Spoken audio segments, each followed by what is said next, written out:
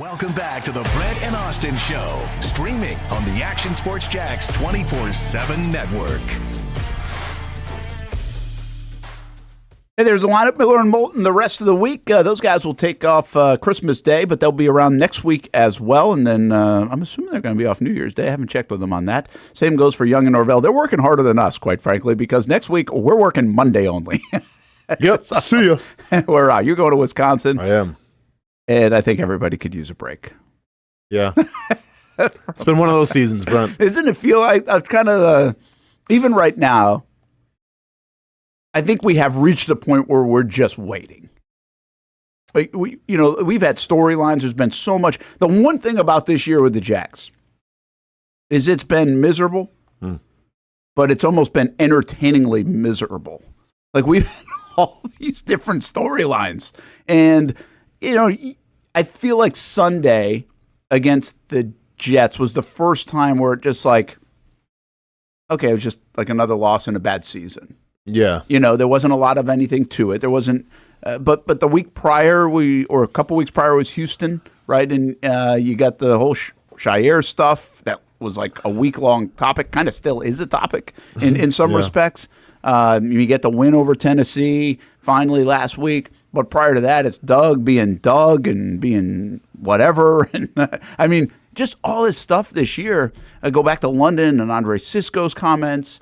So there's just always been something. And now for the first time really coming off this game in particular for me, I feel like, all right, everybody's the countdown is on. The countdown is on to now 20 days left until Black Monday.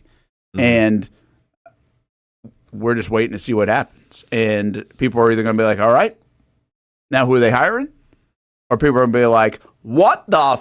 Yeah. Yeah. And that's gonna be a memorable Monday. I can tell you this. I mean, here's the thing, Brent. So what? It took us 15 weeks, and listen, we still have a couple days left, so let's not get ahead of ourselves here. But it took us 15 weeks. I think we may have lost in peace here. Don't want to get ahead of ourselves. That's actually a good call. Still a couple days. Someone could fire off a tweet. Somebody could, fire off or like an Instagram post. Still a couple days left. Somebody could flake out on Brent's show. We'll see. But right now, where it sits, we may have finally gone a loss in peace. And man, Brent, it feels good. It does feel good. Feels great. Yeah. Because this team, do you know what gallows humor is? You ever heard that term? So, like back in the day, and I said the day, like medieval times in the gallows, they would, hang people and stuff. And people would they'd have gestures and stuff because, well, it was so gruesome and gnarly, like where you had to crack jokes just to kind of get through it. That's what I've been doing this year. The Jacksonville Jaguars have given me gallows humor where it's like, yeah, I mean, it's pretty bad and it's really disappointing, but here, let's laugh at a press conference or, hey, let's go ahead and laugh at Mac Jones' turtleneck. Yeah. That's what I'm resorting to because the truth is just it's way too sad. It is, there's a lot of truisms in that, right? There's a lot of truth. And by the way, too, the old school jerseys, once again. Mwah.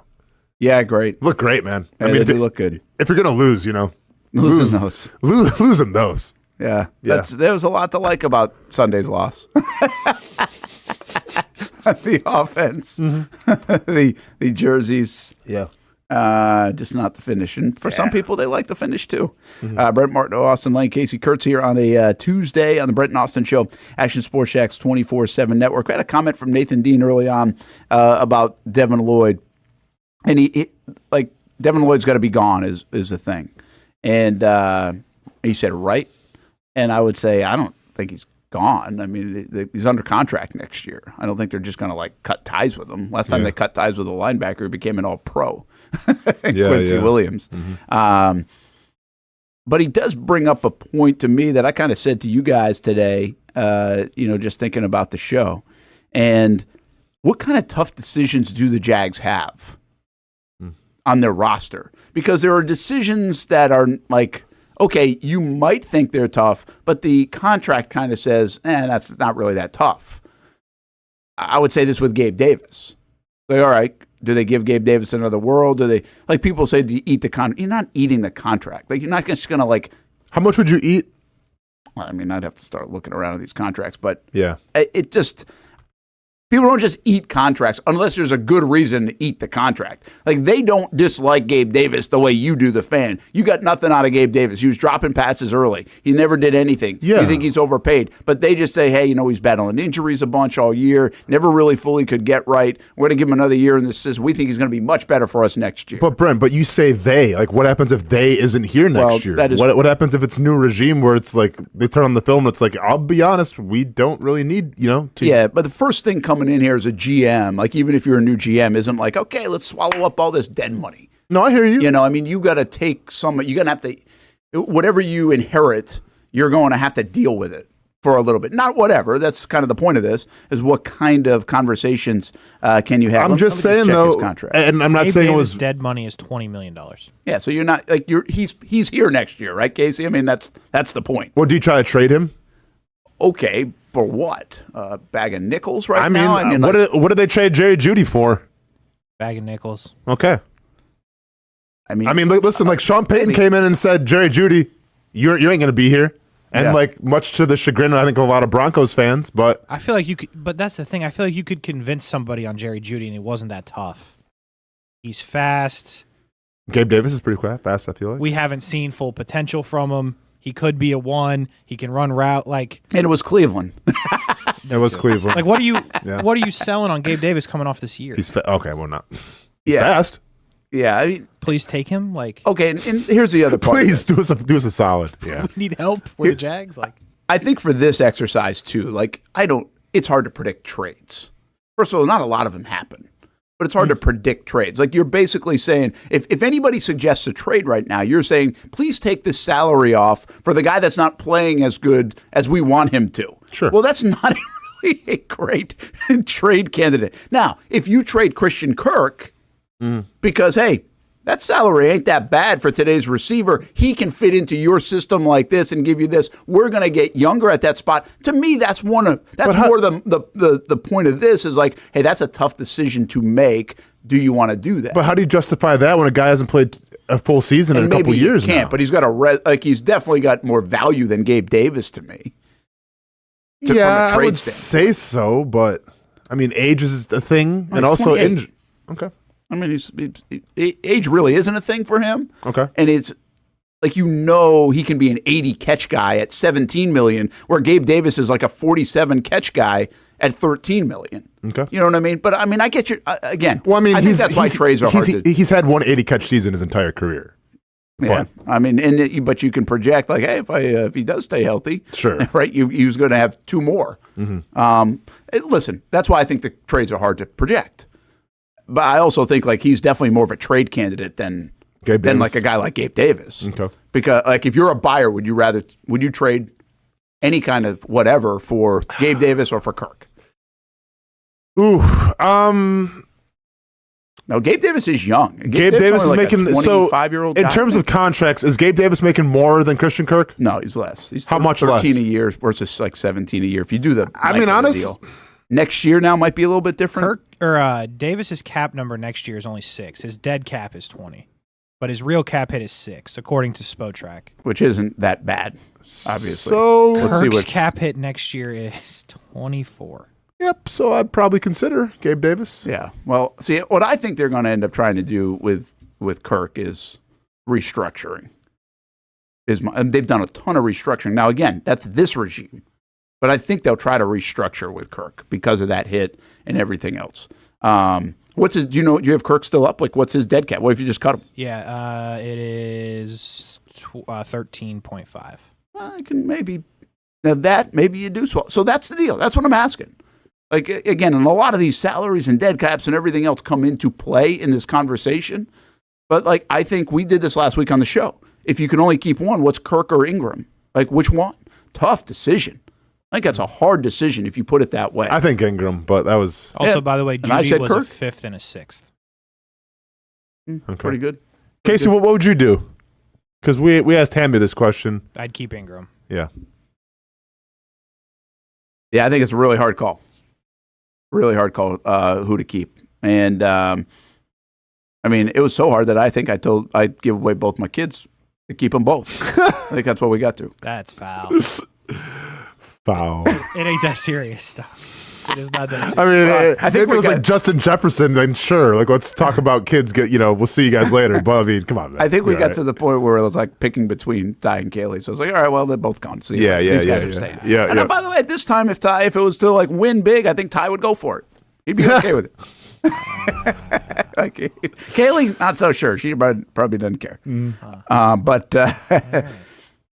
Steve Clinkscale, special teams. You want to know something, Bradley, about Steve Clinkscale? Bradley just mentioned this, like Kyle Shanahan to Josh McCown to Steve Klink. He's putting together the Jags team here. Sure. I don't think Shanahan's going anywhere, but I guess there's some conversation that he could. Steve Clinkscale went to Ashland University. Hey, I'm not going to lie. I don't know who Steve Clinkscale is. Not a clue. He was a cornerback for the Ashland University Eagles back when Brent Martineau was there as well. We were in the same class. Steve Clinkscale is a defensive backs coach. Yes, with the Chargers. Yeah, and he's moved his way up in the NFL. He's at Michigan too, I think. Go to his Maybe Wikipedia. with Harbaugh? Austin, go to his Wikipedia. He's in the running for worst Wikipedia photo of all time. Is he? It's blurry. Man. It's poorly cropped. It does say Ash. I got the right guy. What right? are we doing? You see that? This is Ashland, yeah. This is analog here. This is like your old school MySpace profile pictures back when you were in high school. That's rough. Man. But yeah, Ashland. This the guy though. It's Huh? a pretty incredible climb. Like I didn't know he was. Not sure if he's being considered for DC. I knew he was making his way through the league. It's one heck of a climb. It's a really good climb. Ashland, Western Carolina, Toledo, Illinois, Man. Cincinnati, Kentucky, Michigan, Chargers. Again, he was a cornerback for the Eagles like in 97, 98. Finally got to that West Coast. And, good for you. Hey, if he continues to climb, Clinkscale and Matt LaFleur came through old Ashland, Ohio, just to let you know. Just to let you know. Sign me up for that. Look at the roster here in Jacksonville. And this is a little off-season kind of talk, but it's actually lends to how good is this job? Like, how many tough decisions are to make? What does your roster look like if you're a GM coming into the mix? And, okay, go right down the first teamers right now. You got Brian Thomas Jr., Parker Washington, Devin Duvernay. Mm-hmm. Like, there's no real big decisions there. Walker Little, they already made the decision. Ezra Cleveland, this is year one of his extension. You've got Ezra Cleveland in 25. Mitch Morse could be a decision to make. I think they're going to draft a center. I think it's pretty obvious they got to have to draft a younger guy, but they could also keep Mitch around for another year, depending on what he wants to do. He's deep into his career. Sheriff, I think, is out. I think that's an easy decision. I don't think that's a big decision. I think you got to replace the right guard at this point for a younger player, probably a cheaper player, or a stud that you're going to spend on. Anton Harrison, I think you're committed there. Now, that is a position somebody come in and say, hey, we could upgrade. But I think they're going to be like, hey, we got enough things to fix. Mm-hmm.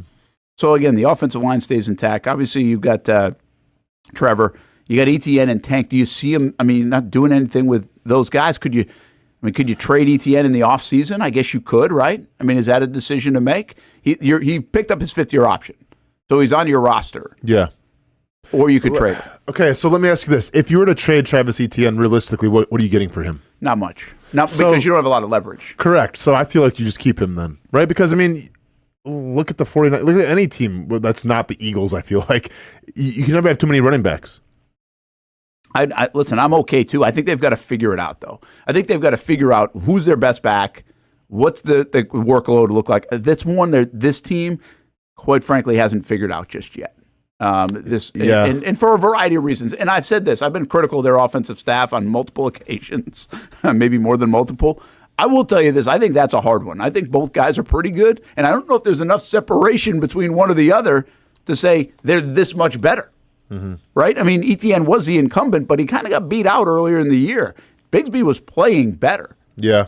And then they both got injured and everything else. So, I guess you're right. Let's we got two guys there. We can work with that. We got enough things to fix.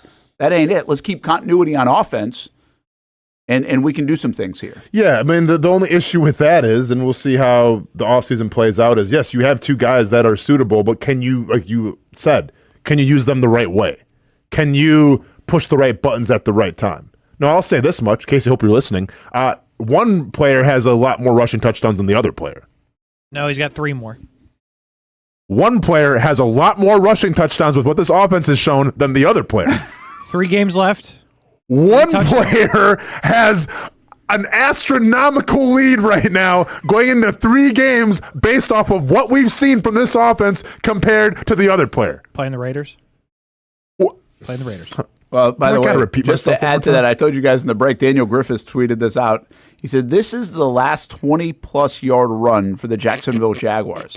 And you guys now know where it came. Yeah. It was against the Indianapolis Colts 10 weeks ago. Gallows humor, Brent. This is what we're doing. 10 weeks ago. Gallows humor. We're laughing at it because it's so too sad if we really want to think about it. And that's coming off a game where I actually thought they ran the ball pretty well, but obviously they didn't run it for 20-plus yards. We're hyping up this offensive line. The offensive line's coming back again. Yes. Well, listen, this is the reality of their situation. Their offense is coming back again. Yes. The offense is coming back again. Except maybe Mitch Morse, who's the best player on the offensive line. Yes! Maybe he's done. Maybe he's going back to Buffalo. But what is Mitch Morse thinking, by the way? I know it. Feel bad for I don't know. Yeah, well, you're making money, dude. There's so a little bit. You're living in Jacksonville. Well, there's a little bit of that, too, that just watching the Bills from afar, watching Josh Allen just play out of his mind. I think in many respects his family's kind of happy about it because it's December and they're not in Buffalo. Yeah. I think there was an element of that. It's a lot living in Buffalo.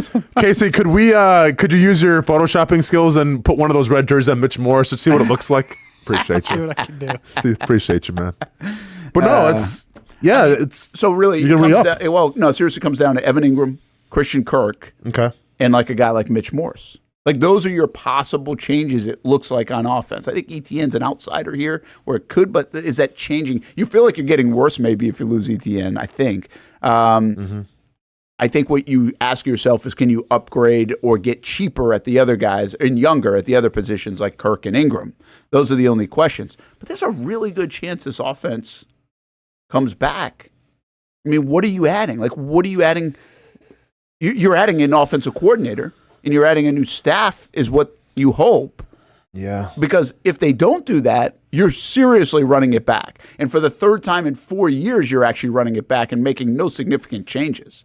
Because that's an offense that's pretty much here. Yeah. They're in, again, unless you make a pretty loud move like a Gabe Davis and eat that money or something like that. Now, again, Kirk, Ingram are probably the two that would it be surprising at this point, given all I just said about their offense, that if both of those guys are still here next year? Well, see, to me, it depends, Brent. If you bring in a new regime, then yes, I think it will be a surprise if both those guys are here next year. I think if you have the same old guard, I wouldn't be that surprised. Yeah. What would you like to see them do? Where could they beef up on offense? Let's just say they weren't contractually obligated and kind of pot committed to a lot of these guys. I mean, what would you upgrade on their offense? I'm not going to lie. Walker Little might be that dude. But I was excited I wouldn't say I was excited for this draft, but what I envision for this draft is you take by far the best offensive tackle because you'll probably be able to get that. Between quarterbacks and Travis Hunter and everybody, maybe another wide receiver, regardless of how many games you win, you probably have the right to get the best offensive lineman in this draft. So that's what I was envisioning. And then they decided, hey, you know what? 52-6 or whatever it was, let's start handing out some more money. Yeah. So... it's weird to type it. Is there a good chance everyone in this offense will be back in 2025? I would say, with the exception of Sheriff, yeah. Yeah, so you have to replace Sheriff then. I think you have to replace Sheriff. Because obviously your tackles are taken care of. What is going to... There's no realm, Brent, where you draft a tackle in the first round. You can't. Right? You can't do that. Or you just say, Walker Little, go play guard again? Are you going to play this whole game again? No. The only way you think it is if the tape's worse than I think on a guy like Anton Harrison or something. Okay. And I don't think you take a top... They're going to pick in the top 10, right? So you don't take a top 10 guard and you don't take a top 10 center. Yeah. Most likely. That's not where guys get picked there. But they wouldn't say, hey, Walker Little, let's go play guard now and let's take... They're not doing that again, I think. They made... I hope not. No, they're not doing that again. Well, they just paid him like a left tackle, too. At least in a minimal contract. Yeah. So anyway, I mean, isn't that kind of... As you look at this roster, isn't that pretty wild, though? That this offense has struggled to the degree it has for the last really going back to last November, so 20-something games we're talking about, and they're going to run them back. Now, there's been a lot of injuries in there, so you got to kind of finger cross this thing. That's the way they'll sell it. Hey, we got to stay healthy. We got to play better, but we'll have the continuity. Like if you like continuity. Now, you don't have continuity if the staff gets gone, but you'll have continuity in an offense in terms of players and who they know and Trevor throwing the football to them and all these kind of things. Good or bad. And if people think that the staff is the problem, we're going to find out. Yeah. Like if they make a move at the staff, I think we're going to really find out with this offense how much the staff was the problem here. Because if they do perform well, it's going to be about the same team. I mean, but what's weird about this whole thing is it's been a lot of the same guys when 22 and early 23 when it was working. And then a lot of the same guys now that it's not working. The only thing that will be a huge shift potentially in 25 is the coaching staff. All right, so you go to the defensive side. Trayvon Walker, he's here. And Josh Hines-Allen here. The interior gets really interesting to me because most people would say this is where the Jags need the biggest upgrade. Devon Hamilton, who's been playing a little bit better the last couple of weeks, just has not been the same guy ever since the back. He had signed a contract that year. Now he's 2 years into that contract, which makes me feel like you can probably get out of that contract if you want to make a move there. They obviously drafted Mason Smith, but that's not going to be on a new staff. Like either is a Jordan Jefferson. I think none of the moves at defensive interior, that's where somebody could come in and be like, all right, we are upgrading here. Sure. And it doesn't matter at the expense of whatever. Yeah. They might be able to do that. The one thing we talk about Eric Armstead all the time. But when you say upgrading, do you mean in free agency or do you mean they're going to adjust in the draft? Draft, okay. I would say, I think the Jags' chances right now, if you ask me to go, when I go to Vegas this week and put a wager on what position they are going to draft, it's going to be defensive tackle in the first round. Like I'm at like 80%. Really? That high? Defensive tackle at this moment. I mean, could you make the an only argument? guy that swoops that for me is Travis Hunter. Well, but what about corner? Not even another corner? They could. I just think people are reluctant in the draft to take a top 5, top 8, top 10 pick at corner because you can also usually get those guys that are pretty good. Look what say Philly's doing or whoever have done in the. But those guys dropped though. To be fair, they did, but it still end up first round in the second round, and they do drop. Is the point? They end up dropping, and there's usually in the top 40 or 50, you can find some guys there that play pretty well. Heck, the Jags have a 7th round guy playing halfway decent, in my opinion, in Monteric Brown. Yeah. So I don't think you're picking a top. You're getting a big fella. Is the point? In the top 10, I think you're getting a big fella, and you just said it. You can't get the offense because you've already. What are you going to do with them? Committed, yeah. And so you go get a defensive tackle or an edge guy to add to the rotation because you can kick Trayvon Walker in if you wanted to. In terms and off, I can look it up myself too. Is Walker Little like a top 5, top 10 highest paid tackle? No. So then they got a good deal on him. How can't you see them moving him to guard then? Honestly, because they're not going to move him to guard again. Okay. Because it didn't work. He's not a guard. Okay. And hey, I'm aware, but there's a lot of moves that sometimes it doesn't work out, but this team wants to put players in that position. Again, if you want to upgrade at tackle, you could definitely go right tackle because actually Anton Harrison at this point is not costing you a ton of money as the 7th pick. So then you bump Harrison to guard? I'm not saying you move him to guard. I just say you get better there. If you wanted to upgrade in a tackle spot, you upgrade there. Yeah. That's just the beauty in the eye of the beholder. I'm telling you, I'm not doing that. I think he's a good player. But what I always say is Jim Harbaugh comes walking in this door, right? And he didn't go to the Chargers. You know he's beefing up the offensive line. Correct. So my point is he wasn't signing Walker Little because he's like, I'm going to go get a top 7 pick in the offensive line. And then you would say, okay, well, what can I upgrade now that we got a guy paying $15 million there and we've got a guy under contract at left guard? Well, I'm either going to go get a right guard, well, probably not in the top 10. I go get a center, probably not in the top 10. Can I get a better right tackle right now that's even better than the guy we got? That would be the only place to upgrade. Yeah. So from the big fella standpoint, you're either getting depth at edge because you have none, or you're getting a defensive tackle. Yeah. And I think it's like defensive lineman to me right now is about an 80% chance that the Jaguars draft that. Do you think, Armstead has to be here next year too, right? So I was just looking at his contract. So it's $7.4 million cap hit, but the dead money is ridiculous at 24. Oof. So it's $24 million. And by the way, year 3, a lot of dead money too. and it's a $19 million cap hit. So the potential out is after next year. Okay. And again, you're going to get a ton of dead Yeah, cap. but keep in mind, it's also you're getting the YouTube videos and Walter Payton Man of the Year with Eric Armstead. So it's more of a yeah, I get the whole defensive end thing, and like let's just let's brush that off quick. But I'm saying in terms of YouTube videos and in terms of community Walter Payton Man, like maybe this trade his value? actual money these first 2 years is not bad. Like it's $4.5 million this year on the cap and 7.4 next year on the cap. Now he got a $12.5 million signing bonus, but it gets hefty after that. I mean, they've got one more year with Armstead is the point. So a team's going to come. Well, if it's a new regime, they're going to come in here and say, "You're playing defensive tackle, have fun," right? Depending what the scheme looks like. I would hope, but we're not going to have a repeat of this year, Brent. I would think so. So then you go to the linebackers, man. This is where it gets interesting, right? Is somebody going to come in here and revamp the whole linebacker position for the Jacksonville Which is Jaguars? what you invested so much into it, too. Yeah, and again, I hate to say, I don't think it's a whiff. I mean, Mooma you're not getting anything about, but Ventrell Miller's been good at times. Now he only saw, 12, 15 snaps the other day? By the way, that Lloyd's fake playing punt a was bunch. on Mooma. I mean, I don't got to tell you. Yeah, but, I know. He had it's it. rough. He had it. He had the tackle. So what do you do at linebacker? Once again, like They just restructure. I'm going to get to I get- Fournier's contract too here. So here's how I feel about it. Like with Lloyd, yeah, you can make an argument in saying he's not playing his best football right now, but I don't think he's playing his right spot. Like I think putting him in the middle was a detriment to him. It's almost like the Miles Jack effect, where we saw what Miles Jack was capable of when he's on the outside running around being an athlete.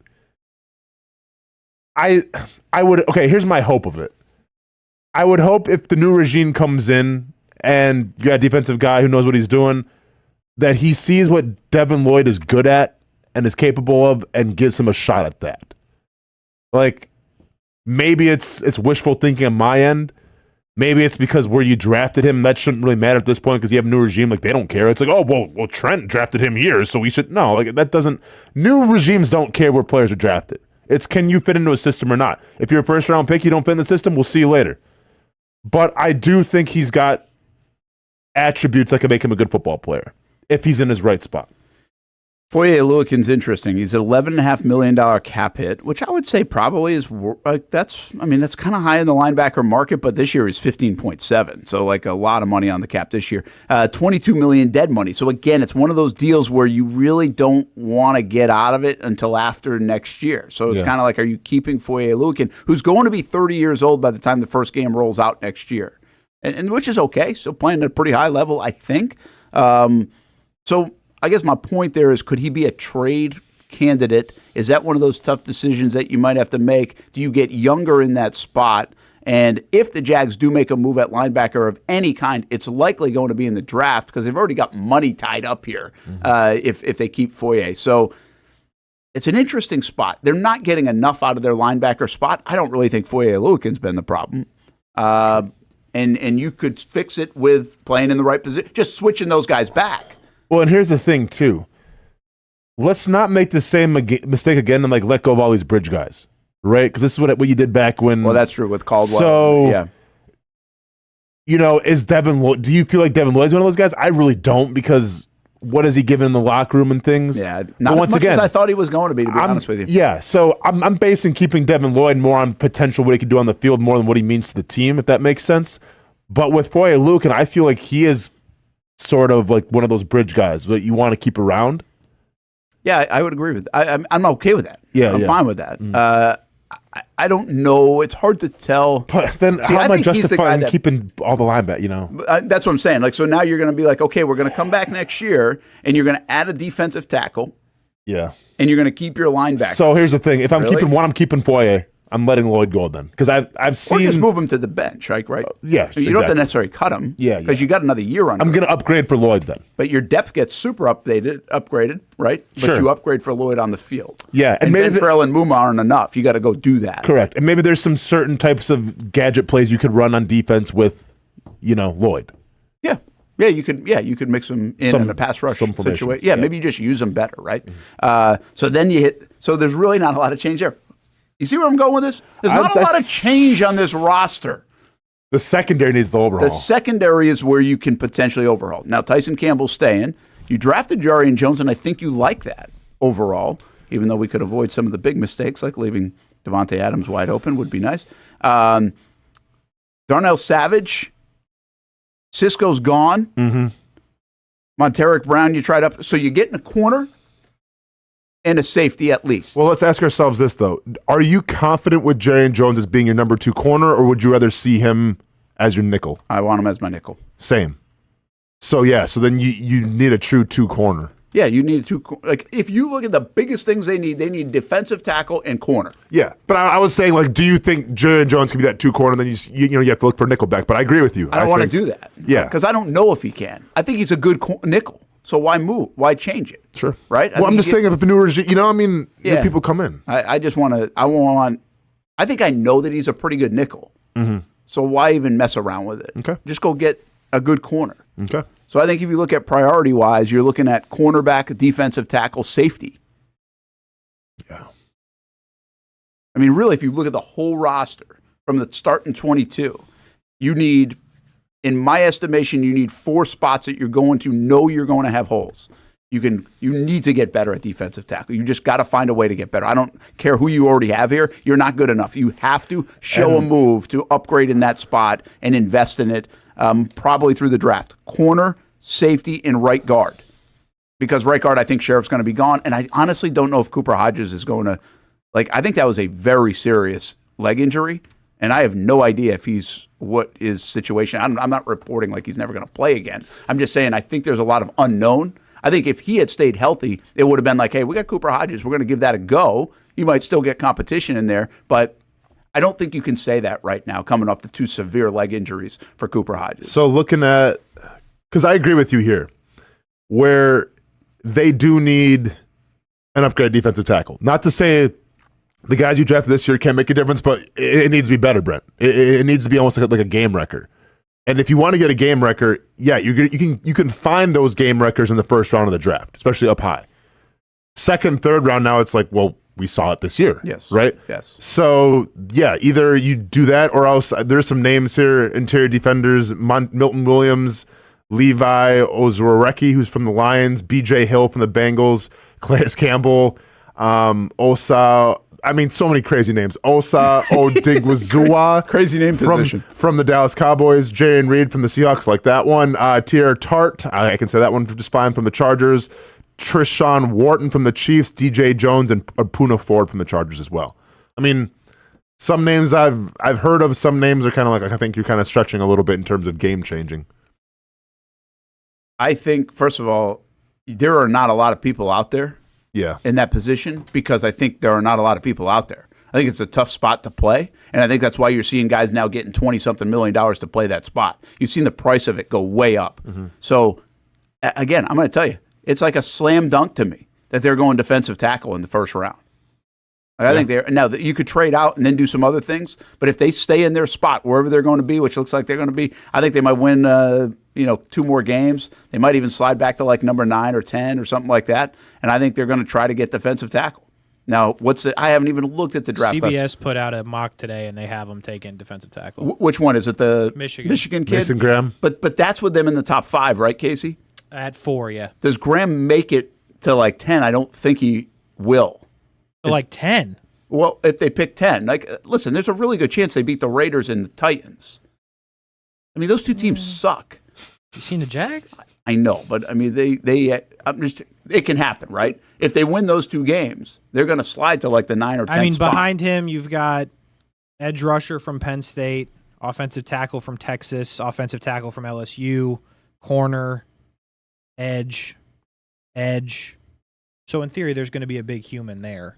But he's the only defensive tackle in that top 10. Okay. I could see them going edge if they had to as well. Couldn't you guys? Sounds like there's a few of them. Yeah, I mean, I could see it, and I get it, Brent, but it's hard to justify. Because you draft that edge at what, number 4? What do you think they're going to draft? 6, 7? No, I think they're going to draft like 9. 9, okay. So let's say they draft 9. Wishful thinking, but let's say they draft 9. Yeah, okay, you get an edge, but realistically, how much is he going to be playing? Right? Will he be a difference maker, I guess is what I'm trying to say. Because you have Trayvon Walker and Josh Hines-Allen. I get it, but you need, first of all, you can get that guy's still going to be a difference maker. I and know, he's going to but get on the field, and you can now 4 years in, you can kick around. I think Trayvon a bit. You can do that. This is when guys start to do that stuff. But Brent, a little bit deeper in their career. He's just fine on the outside, though. I'm not trying to kick guys in, and like I get, he's a bigger dude. He could probably play inside. I like where he's playing right now.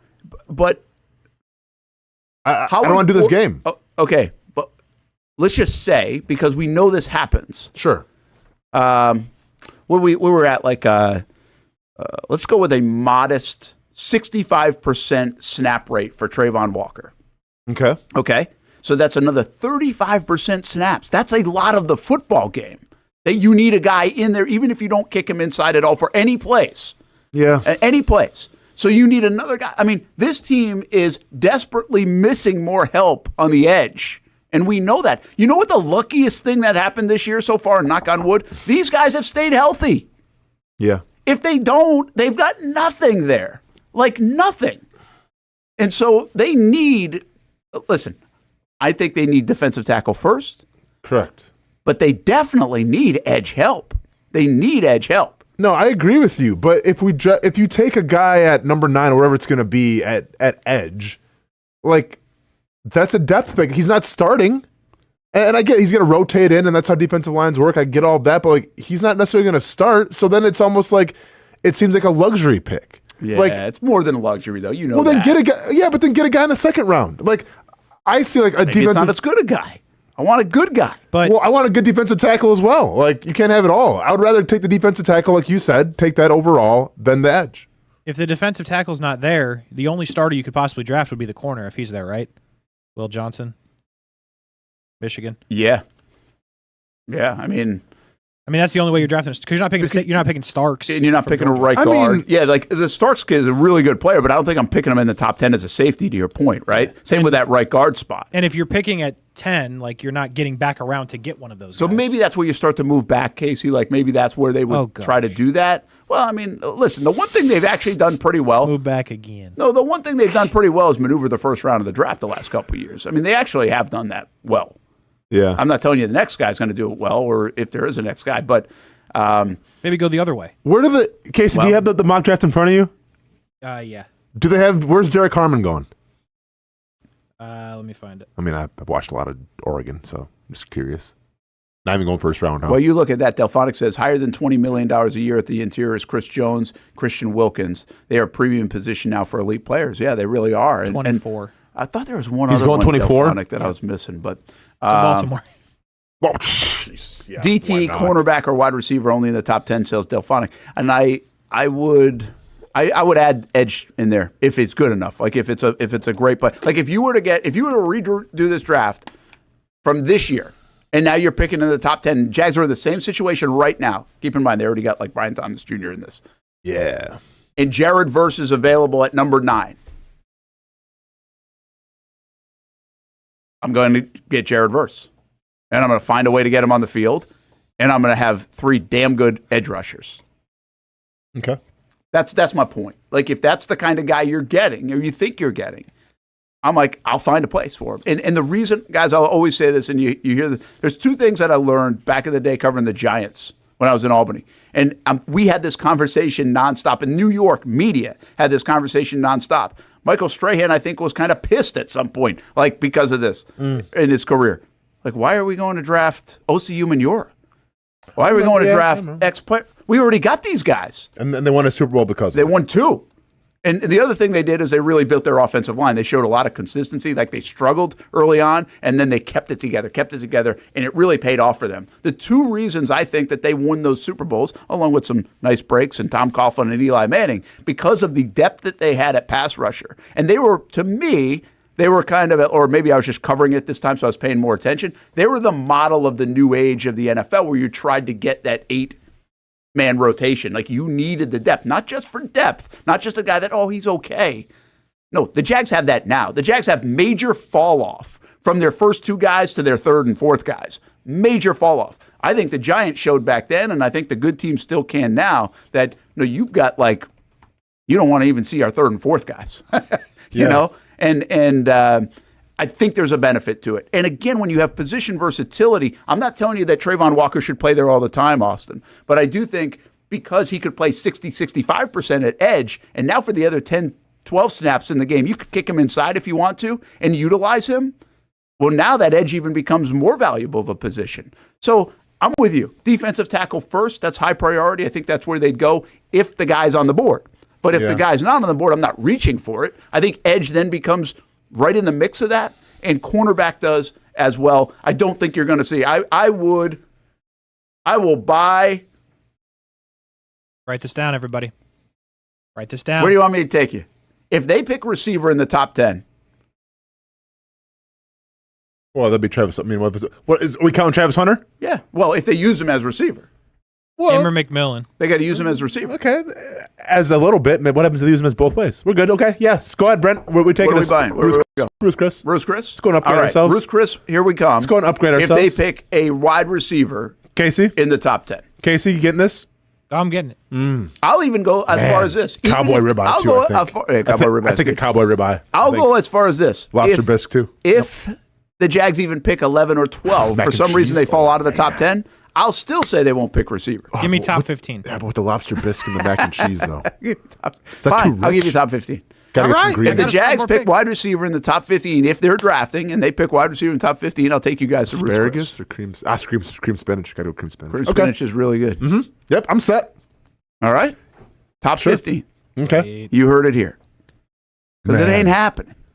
So they're going defensive tackle, edge, or corner. I'll say this. I think if they win some more games, it's got a better shot of happening. Well, If the Jaguars, if they the fall. deeper they go down. Yeah, right? yeah. Well, I mean, like if you're top 5 and you get out, like unless it's Travis Hunter, which we'll see, they're probably Well, it's either Hunter. Is McMillan the next on the board, Casey? Yeah, and in that CBS, he was 8th or 9th. Delphonic, I'll take you as well. Is that it on the receiver front? I seriously haven't looked at a mock draft. Like, that's about it. So it's McMillan. It's either Hunter or McMillan. Yeah. Yeah, that's kind of the thing. Also, for what it's worth, CBS, not that this is a Jags thing, has Ashton Genty going like 13th. I've seen that a lot, and I'm surprised a little bit by that. Really? Yeah. Yeah, You he's watched going him to play? Dallas, right? In this one, yeah, Dallas. I mean, if Bijan Robinson and Jameer Gibbs can go first round, He's not. He's not either guy. He's not either guy. you need to watch some more Boise State football, dude. The next receiver, by the way, is Luther Burden from Missouri. Brent, the guy might be special. It's 28. Well, I'm not telling you he might not be special, but he's a different guy than those guys. The reason why they got those guys is Because they're like the electric, Saquon and- right? Yeah, I mean, Genty can be electric. I don't know. Do you guys feel Genty's electric? Oh, Casey, do we got to pull up the highlight films? Yeah, I think so. He's pretty gnarly, Brent. I don't know. Brent, I do not think of those three guys in the same sentence. I think he's a different style back than those guys. I would lean Brent because he is different style than those Well, two. yeah, he's not catching a lot of balls out of the backfield. Right. But that's which is what why they they do. got those guys. They got those guys because they can do both. Is my Yeah, point. The only thing with him is, can he break tackles in the NFL? Because if he can break tackles in the NFL, then he's more like Derrick Henry. He's more Derrick Henry like. And again, Derrick is Henry would be extremely worth valuable. the 13th pick. You're You right. take that. I mean, would you draft Derrick Henry in the first round Well, if you I knew would, it? but that's Yeah, a little. Come on. That's a little high praise on. I mean, Well, you got to risk it for the biscuit. But like getting back to the defensive tackle versus edge, I think, and I don't have the numbers in front of me. Maybe I'm wrong here, but I feel like if you have a top, we'll say for the sake of argument, a top 8 pick, and you take a defensive tackle, I feel like that you for sure know what you're getting with that, as opposed to an edge. I agree with that.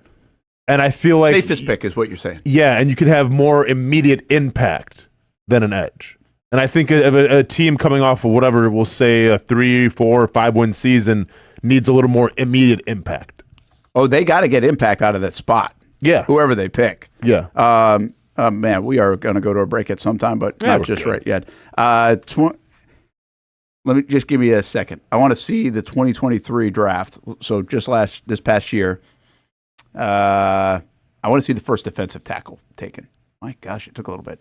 Okay, Jalen Carter, make an impact, right? I would say so. He's doing pretty He's going good. to be defensive rookie of the year, isn't he? Well, wait, that was Carter's on his second. Yeah. Oh, I'm sorry. My bad. I went to a 2023. Well, 2023 is fine instead of 24. I was trying to find this. But to answer the question, Did he make a pretty good impact last year?